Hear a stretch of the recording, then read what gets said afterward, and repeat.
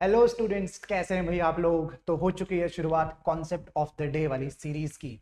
आज पहला concept chemistry का, और जैसे आपसे बोला गया था 150 प्लस मार्क्स, मतलब मिनिमम 150 मार्क्स आपके इन कॉन्सेप्ट सीरीज से आ जाएगा।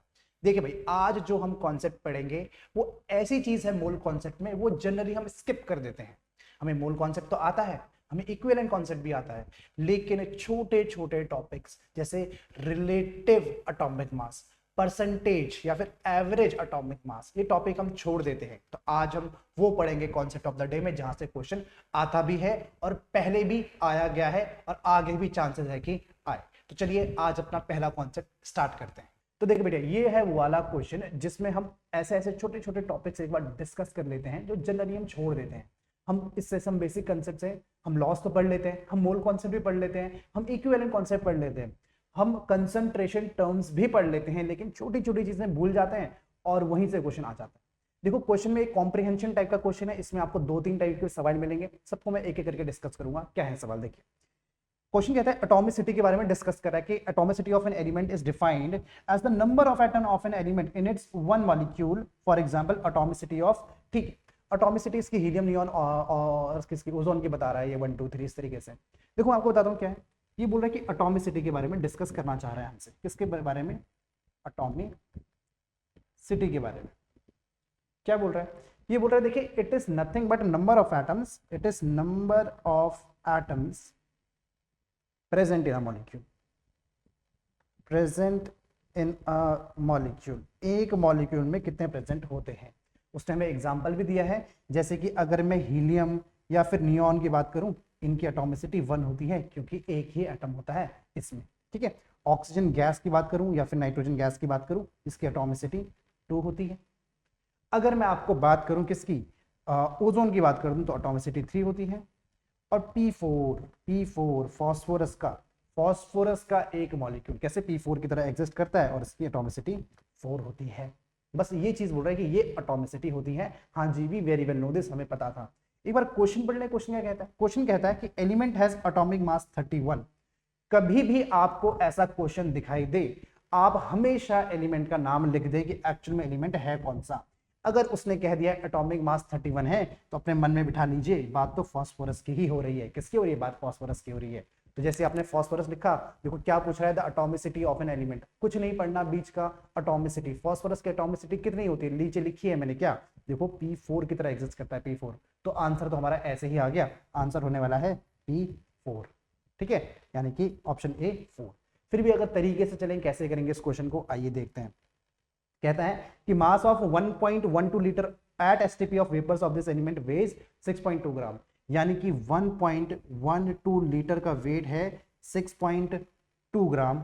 तो सिंपल सी बात है कि 22.4 लीटर का जो भी होगा वो इसका मॉलिक्यूलर वेट होगा, ठीक है। वो इसका क्या होगा? वो इसका मॉलिक्यूलर वेट होगा, और वो कितना होगा? वो होगा आपका एक्चुअली 6.2 इंटू 22.4 अपॉन 1.12। आप इसको गुणा भाग करेंगे तो आएगा 124 ग्राम, यानी कि इस कंपाउंड का मॉलिक्यूलर वेट कितना है? इट इज 124 ग्राम। अब देखिए एटॉमिसिटी का एक जनरल फॉर्मूला, तो देखो फॉर्मूला हम डिवाइस कर रहे हैं अपनी टेक्निक से कि एटॉमिसिटी, मैं लिख रहा हूं फॉर्मूला, देखो एटॉमिसिटी इनटू एटॉमिक मास, यानी कि एक एटम का mass into atomic mass is equals to what? Is equals to molecular mass. तो एटॉमिसिटी यहां से इजीली हम फाइंड आउट कर सकते हैं। कैसे करेंगे? देखिए एटॉमिसिटी हो जाएगी कितनी? एटॉमिसिटी हो जाएगी विल बी इक्वल्स टू, हमारा मॉलिक्यूलर मास कितना है? इट वाज 124, और एटॉमिक मास मुझे दिया था दैट इज 31। काटोगे काटोगे तो आएगा 4। तो एटॉमिसिटी कितनी आ गई? 4। इसका सीधा सीधा मतलब है फॉस्फोरस P4 की तरह एग्जिस्ट करता है, और आंसर हमारा हो गया option number first. Option number first will be our correct answer. इस तरीके से इस क्वेश्चन को करना था, कर लेंगे, एब्सोल्युटली कर लेंगे। चलिए दूसरा कॉन्सेप्ट पढ़ते हैं। कह रहा है atomic masses of most of the elements are fractional because, बिल्कुल एनसीईआरटी की लाइन है भाई, this is from NCERT. NCERT की लाइन पूछ रहा है आपसे, एनसीईआरटी से लिख देते हैं भाई, एनसीईआरटी से है। देखिए जिस एनसीईआरटी में साफ साफ लिखा हुआ है कि फ्रैक्शनल एटॉमिक मास क्यों अराइज होता है? आइसोटोप्स की वजह से होता है भाई, आइसोटोप्स की वजह से होता है। किसके? आइसोटोप्स की वजह से। फॉर एग्जाम्पल, एग्जाम्पल भी दिया गया है, ये टॉपिक आपको मिल जाएगा, पहले ही आप पढ़ेंगे तो रिलेटिव एटॉमिक मास में वहां पे मिल जाएगा, एवरेज एटॉमिक मास में, नॉट रिलेटिव, एवरेज एटॉमिक मास में आपको मिल जाएगा। जैसे फॉर एग्जांपल बात करूं कि क्लोरीन के आइसोटोप्स हो गए, एक हो गया आपका 35Cl और एक आपका हो गया 37Cl। इनका रेशियो होता है 3:1, तो इसके दो आइसोटोप्स हैं, इसीलिए हम क्लोरीन का एवरेज एटॉमिक मास लेके क्या चलते हैं, इट इज 35.5। और ये क्यों आता है फ्रैक्शनली ही है, पॉइंट में मतलब डेसिमल में है तो फ्रैक्शन ही है, एक तरीके से 71/2 भी लिख सकते हैं। तो क्यों है, क्योंकि इनका आइसोटोप्स प्रेजेंट है और डिफरेंट रेशियोज में प्रेजेंट है। ठीक है, तो इसका करेक्ट आंसर कौन हो जाएगा, ये हो जाएगा average atomic mass of different isotopes of elements, this will be the correct answer. ठीक है, सेम ही कॉम्प्रिहेंशन में अभी हम चल रहे हैं, तो हमारे दो टॉपिक इससे क्लियर हो चुके हैं। तीसरा देखिए, तीसरा क्वेश्चन पूछता है क्या कि the specific heat of metal is 0.67 joule per gram, the equivalent mass is 20, it's exact atomic mass, इसका एग्जैक्ट एटॉमिक मास बताना है। तो देखिए भाई, इस क्वेश्चन को कैसे प्रोसीड करेंगे, देखो भाई ये क्वेश्चन आपका जब स्पेसिफिक हीट है, इसके आपको हिंट यहां मिल जाएगी, देखो हिंट मिलेगी कि कहां, हाँ, atomic mass of an element is obtained by Dulong Petit's law. कहां से मिलेगा, ये ड्यूलोंग-पेटिट्स लॉ।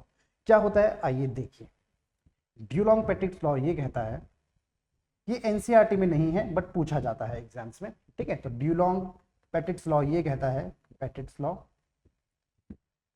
अब इसका आपको सिर्फ फॉर्मूला आना चाहिए, ज्यादा कुछ नहीं आना चाहिए, सिर्फ फॉर्मूला। ठीक है, फॉर्मूला ये कहता है कि specific heat into atomic mass is approximately equals to 6.4 के बराबर आता है। कमाल की बात ये है, इसमें फॉर्मूला तो सिंपल है, बस ये याद रखना है कि स्पेसिफिक हीट की जो इस पर आप यूनिट लेंगे वो लेंगे कैलोरी पर ग्राम। क्या लेंगे, कैलोरी पर ग्राम में। तो स्पेसिफिक हीट एक बार देखिए कितनी आ रही है, it is 0.67 joule per gram into atomic mass is equals to 6.4। पर दिक्कत वाली बात है, हमें लेना था कैलोरी पर ग्राम में, ये है जूल पर ग्राम में, ऑब्वियसली से डिवाइड कर देंगे 4.18 से और आपका एटॉमिक मास यहां से निकल जाएगा। आप इस सबको डिवाइड करेंगे, मल्टीप्लाई करेंगे तो एटॉमिक मास की वैल्यू आ जाएगी, atomic mass will be equals to 6.4 into 4.18 upon 0.67। This will approximately be equal to, मैंने कर लिया था पहले ही, इसका आ जाएगा 40 ग्राम आंसर। ठीक है, तो 40 will be the correct answer. तो ठीक है, इक्विवेलेंट मास इज 20। ठीक है, इक्विवेलेंट मास का हमने कुछ करा नहीं, नो इश्यूज। तो ऑप्शन कौन सा हो जाएगा, option number C will be the correct answer. ठीक है, तो एक और कॉन्सेप्ट हो गया हमारा, कौन सा, ड्यूलोंग-पेटिट्स लॉ। ठीक है, अगला देखें, अगला क्वेश्चन कहता है, अच्छा, naturally occurring boron consist of two isotopes whose atomic masses are 10.01 and 11.01। ठीक है, अच्छी बात है। कह रहे थे atomic mass of natural boron is 10.81। Obviously ये फ्रैक्शनल आ रहा है, किसकी वजह से फ्रैक्शनल आ रहा है, सोचिए सोचिए किसकी वजह से आ रहा है, ऑब्वियसली आइसोटोप्स की वजह से आ रहा है। यही तो हमने सेकंड वाले क्वेश्चन में देखा था। कह रहे थे percentage of each isotopes in natural boron is, very important question, बहुत ज्यादा इंपॉर्टेंट क्वेश्चन है, हद इंपॉर्टेंट क्वेश्चन है। क्यों, क्योंकि इसका रिवर्स फॉर्म ऑलरेडी एक पीवाईक्यू है, एआईपीएमटी सॉरी नीट में या फिर एआईपीएमटी पहले पूछा गया उसमें ये वाला क्वेश्चन, बट रिवर्स फॉर्म में पूछा गया है। आपको बिल्कुल एग्जैक्ट उल्टा पूछा गया था, आपको ये परसेंटेजेस दे रखे थे और एवरेज पूछा गया था। तो इसमें इंपॉर्टेंट है कि एवरेज क्या होता है। देखिए कॉम्प्रिहेंशन में पढ़िए atomic mass is the relative atomic mass of an element as compare to the mass of one carbon 12 atom. Average atomic mass in element is due to the average atomic masses of different isotopes. By the way, actually answer ही दे रखा था, ठीक। चलिए मैं आपको average atomic मास का formula दे देता हूं ताकि आपको निकालने में बहुत आसानी हो। देखो average atomic mass is equals to what, suppose हमारे पास दो आइसोटोप्स हैं किसी एलिमेंट के, ए एंड बी मान लेते हैं, तो it is percentage of A into mass of A, ये हो गया, plus percentage of B into mass of B upon 100। इस तरीके से फॉर्मूला, कितना सिंपल फॉर्मूला है और यही आ जाता है भाई एग्जाम में। तो बस कुछ नहीं, वैल्यूज पुट करिए। देखिए आपको दे रखा है 10.81 दे रखा है average atomic mass, percentage of A आप ए मान लो, ये ए% ही है, फॉर एग्जांपल आप ए मान लीजिए, कैपिटल ए, मास ऑफ ए आपको दे रखा है कितना, आपको दे रखा है 10, ठीक है, प्लस आपको अगर ए है हमारा ए परसेंटेज ऑफ ए हमने ए माना तो बी क्या होगा, इट दोनों का मिला के 100% होगा, तो बी विल बी 100 माइनस ए, कितना, इट विल बी 100 माइनस ए, और इसका एटॉमिक मास दे रखा है हमें 11 अपॉन 100, ठीक है। तो कितना आ जाएगा ये 100, देखो क्रॉस मल्टीप्लाई करो, it will be 1081 is equals to 10a plus 1100 minus 11a, ये वैल्यू आ जाएगी a is equals to 1100 minus 1081, a will be approximately equals to कितना, इट विल बी 19 के आसपास, क्योंकि मैंने इसको 10.01 नहीं लिया, सिर्फ 10 ही कंसिडर किया था, तो a हो जाएगा 19 और b हो जाएगा कितना, अप्रॉक्सीमेटली इक्वल्स टू 79। तो ये आपके एग्जैक्ट परसेंटेजेस आ चुके हैं, ठीक है। कौन सा ऑप्शन है कि a हमें 19, ओके 19 ऑब्वियसली 20, 19 को आप 20 बोल, 19 20 19 20 का फर्क है, तो 20 और 80, ऑप्शन नंबर फर्स्ट ही हमारा मिल चुका है, ठीक है। तो option number first will be the correct answer, ये हमारा बिल्कुल करेक्ट आंसर हो चुका है, option number first, option number A, ठीक है। तो देखिए हमने कितने सारे कॉन्सेप्ट इसमें, हमने रिलेटिव एटॉमिक मास पढ़ लिया, हमने डिलॉन्ग पेटिट्स लॉ पढ़ लिया, हमने आइसोटोप्स का एवरेज निकालना सीख लिया, हमने ये देख लिया कि कैसे एटॉमिसिटी निकाली जाती है और एक्चुअली में एटॉमिसिटी क्या होती है। तो ये सारे कॉन्सेप्ट आपको ध्यान में रखने हैं। अगर यहाँ से क्वेश्चन देखो, जैसे मैंने आपको बताया था PYQ यहाँ से आ गया था, यहाँ से आ गया था, और मूल कॉन्सेप्ट में हम कितनी बड़ी बड़ी चीजें पढ़ते हैं। इसमें एक क्वेश्चन बेटा और बचता है आपका, ये वाला क्वेश्चन। इस क्वेश्चन को एक बार ठीक से देख लीजिए, आपके सामने यहाँ पे वीडियो पॉज कर लो और देख लो कि क्वेश्चन क्या कह रहा है। एक बार मैं पढ़ लेता हूं। कह रहा था abundance of 3 isotopes of oxygen each containing 8 9 10 neutrons respectively has the percentage of one isotope containing 8 neutrons 90%. The other percentage if the atomic mass of oxygen is 16.12 R. तो आपके बाकी के रिमेनिंग परसेंटेजेस आपको निकालने हैं। ये आपके लिए एक होमवर्क क्वेश्चन हो जाएगा। आप सब मुझे बताएंगे कि इसका करेक्ट आंसर क्या होगा।